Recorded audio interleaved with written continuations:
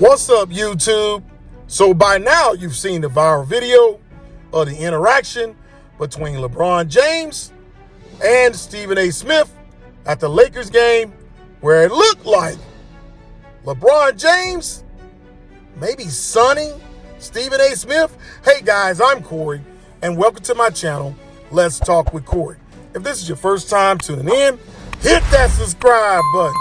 But before we get started, wherever you are in the world today, I mean wherever you are in the world today, I really do hope you're having a great day. Guys, as you know it, my channel, Let's Talk with Corey, is about people, places, and things. And this time, we're talking about Stephen A., who you've seen the video. LeBron James, it wasn't a friendly interaction. But Stephen A. Smith, who was there with a group courtside, kept his composure. Was it called for?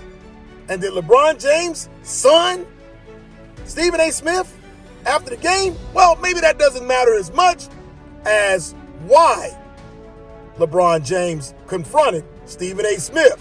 So we're going to cut to a clip where Stephen A. Smith responds to this viral video of the interaction between himself and LeBron James.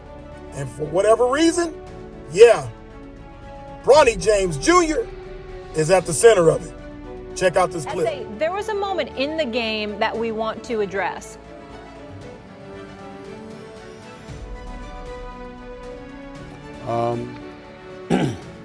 That was LeBron James coming up to me, unexpectedly I might add, to confront me about making sure that I mind what I say about his son. Can't repeat the words because they ain't suited for FCC airwaves. That's what he was doing. And I thought long and hard about this over the last few hours because I had no intentions, Molly, of talking about this at all. Yeah. And the reason why is because it was a one-on-one, I wouldn't say a conversation, but it was a one-on-one confrontation. But then I wake up and everybody from ESPN and my agent and everybody else were sending me that this thing had gone viral. And so ultimately it was unavoidable, and that is why I have to discuss it now. That wasn't a basketball player confronting me. That was a parent. That was a father. And I can't sit here and be angry or feel slighted by LeBron James in any way in that regard. By all accounts, he's obviously a wonderful family man and a wonderful father who cares very, very deeply about his son. And based on some of the comments that he had heard, or shall I say, I think he thought he heard, he clearly took exception to some of the things that he heard me say, and he confronted me about it. For the record, his agent and friend, Rich Paul, has my number. Maverick Carter, who works under him, has my number. LeBron James knows how to get in contact with me if he wanted to. He never called, because had he called and wanted to talk to me, I would have accepted that call. Had he wanted to see me, I would have flown out and I would have seen him and I would have had a conversation man to man. But that is not what he elected to do. Instead, he elected to confront me while I was sitting courtside. Ari Emanuel, the head of William Morris Endeavor, one of the agencies that represents me, along with Larry David, was sitting courtside. I was with them for the game. And he walked right up to me and he said what he had to say. And apparently he feels like I was slighting his son. Now let me tell you what I feel. What I would have said if we were in a different environment, because I was not going to engage in a confrontation at that particular moment in that setting. But if we had had that conversation, I would have said to LeBron James, I never would speak negatively about your son. I was talking about you, meaning you, LeBron James. I have nothing but the best wishes for Bronny James. I wish him nothing but the best. I hope that he flourishes into an NBA star. Usually in other sports, we see all-stars, and on occasion, we'll see their children become stars as well. That doesn't really happen with the NBA. I sincerely hope he's the exception. By all accounts, he's a wonderful kid. And I don't know anybody who roots against him, and it certainly isn't me.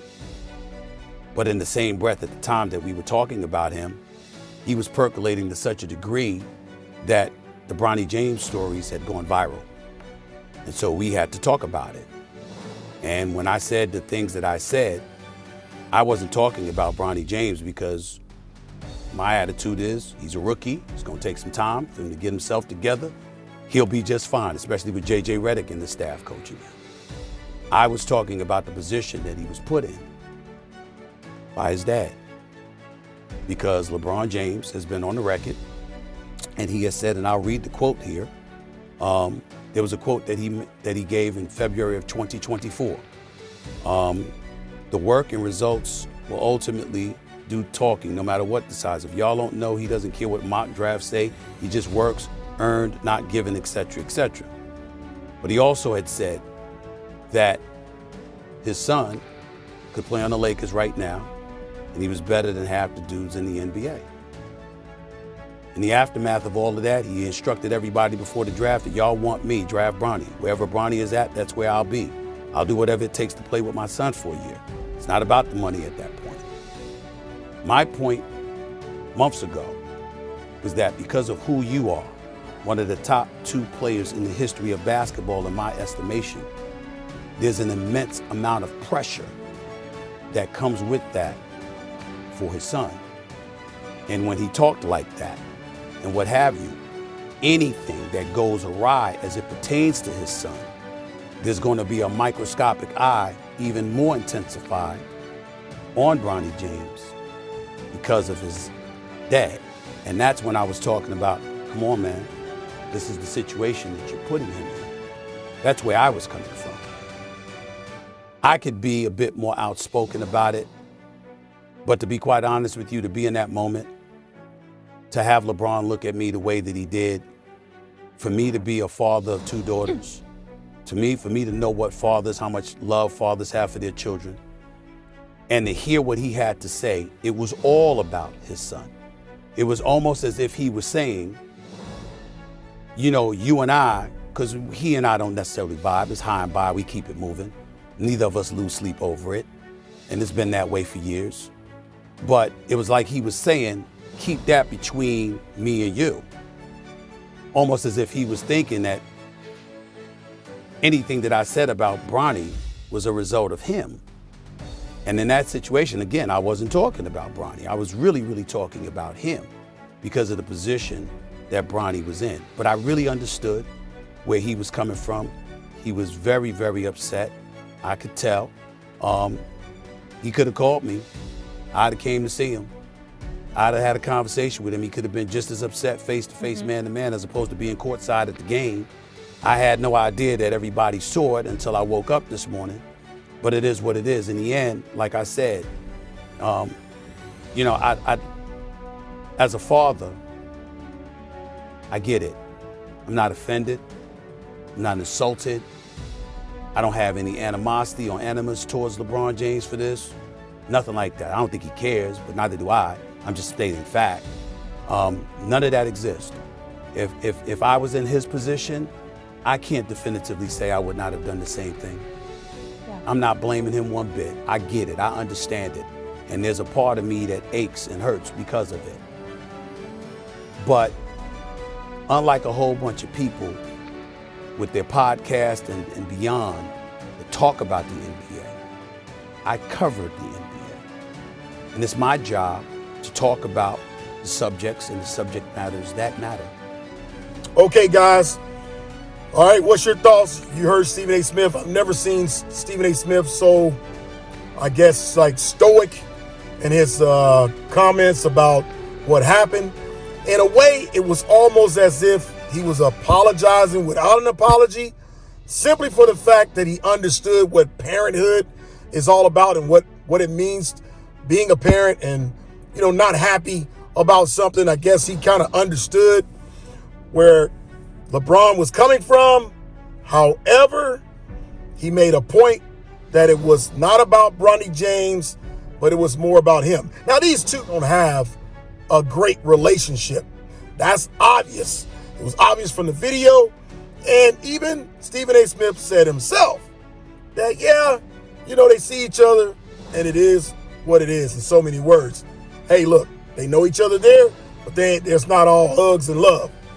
But what's your thoughts about, man, why did LeBron James choose to interact with him in that manner at the game?